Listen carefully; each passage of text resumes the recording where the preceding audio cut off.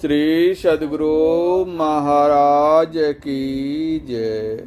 प्रातः स्मरणीय अनंत श्री ओषित परमाराध्य संत सद्गुरु महर्षि में परमहंस जी महाराज का प्रवचन चमत्कार के फेर में नहीं पढ़िए।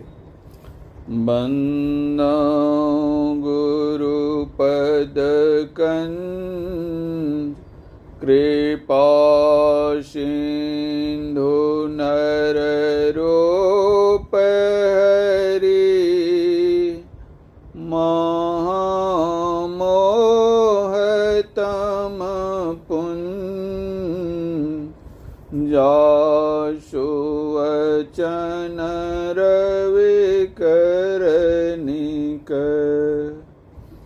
धर्मानुरागिणी प्यारी जनता, संतों ने मनुष्य के कल्याण के वास्ते ईश्वर भक्ति का ही उपदेश दिया है।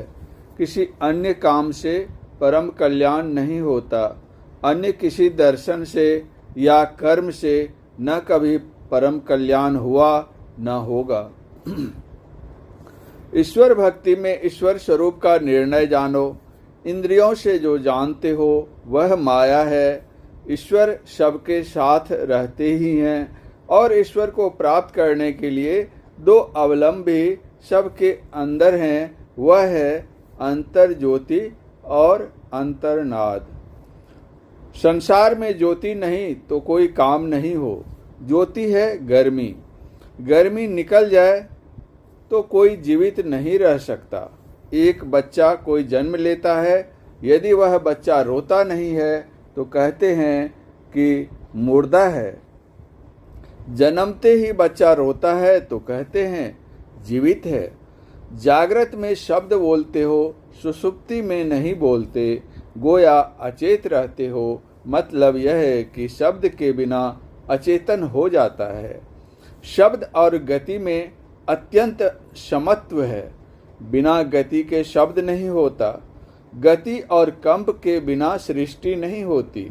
ऐसा मालूम होता है कि संसार में इन दोनों के अतिरिक्त और कोई तेज नहीं है। विराट रूप को भी तेज ही चमकाता है। सूर्य प्रकाश रूप है। तेज और शब्द से बढ़कर परमात्मा की कोई विभूति नहीं है। यह सब के अंदर अंदर है। जो कोई परमात्मा का दर्शन चाहते हैं उनको इन दोनों से ही होगा। इन दोनों के बिना किसी को ईश्वर दर्शन नहीं होता।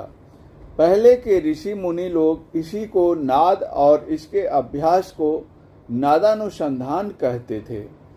ज्योति के अंदर ईश्वर व्यापक है। ज्योति ही रूप ग्रहण कराती है। ज्योति ही रूप को चमत्कृत करती है। कितना भी सुंदर रूप हो, ज्योति नहीं हो तो अंधकार में पड़ा रहेगा। संतों ने ईश्वर प्राप्ति के लिए अंतर ज्योति और अंतर्नाद ग्रहण करने कहा है। वेद, उपनिषद एवं संत वाणी किसी को भी पढ़ो, सब में यह बात है। पहले स्थूल मंत्र और स्थूल ध्यान के द्वारा मन का सिमटाव करो। बाद में पूर्ण सिमटाव के लिए एक बिंदुता प्राप्त करो। फिर नादानुसंधान करो। शब्द के अतिरिक्त और कोई भी धारा ऐसी नहीं है जो परमात्मा तक पहुंचावे। ज्योति नीचे की धारा है, लेकिन बिना ज्योति को पकड़े शब्द ग्रहण नहीं हो सकता। इसलिए ज्योति का ध्यान भी करो। इस तरह का पवित्र काम करने के लिए पंच पापों, झूठ, चोरी, नशा, हिंसा और व्यभिचार को छोड़कर रहना होगा। इस तरह के शुद्ध मन और शुद्ध आचरण वाले का संसार में सुनाम विदित होता है और वे पूज्य हो जाते हैं। भागलपुर में एक साधु पहुंचा। उसने कहा, चमत्कार के बिना नमस्कार नहीं। मैंने पूछा, महाराज चमत्कार क्या? वे कुछ न बोले। मैंने कहा, चमत्कार सदाचार पालन है। सिद्धि से बढ़कर शुद्धाचरण है। रावण ने बहुत चमत्कार दिखाया, लेकिन उसका नाम दुष्टों के लिस्ट में है। तब के और अब के भी साधु सिद्धि वगैरह दिखाए हैं और नीचे भी गिरे हैं। रिद्धि सिद्धि प्रेरई बहु भाई, बुद्धि ही लोभ दिखावई जाए। होई बुद्धि जो परम शयानी, तिन्ह तन चितव न अनहित जानी। जिनका आचरण सुधरा हुआ नहीं है वह ईश्वर का भजन नहीं करता, संसार का भजन करता है। कोई कहते हैं कि फलाना साधु चमत्कार दिखाते हैं, उस चमत्कार के फेर में नहीं पड़िए, उनका आचरण देखिए, आचरण देखकर किसी पर विश्वास कीजिए। कहे कबीर निज रहनि सम्हारी, सदा आनंद रहे नर नारी। इसके बिना न संसार में कोई भला रह सकता है और न कोई मोक्ष के योग्य हो सकता है। इसको ठीक ठीक समझिए।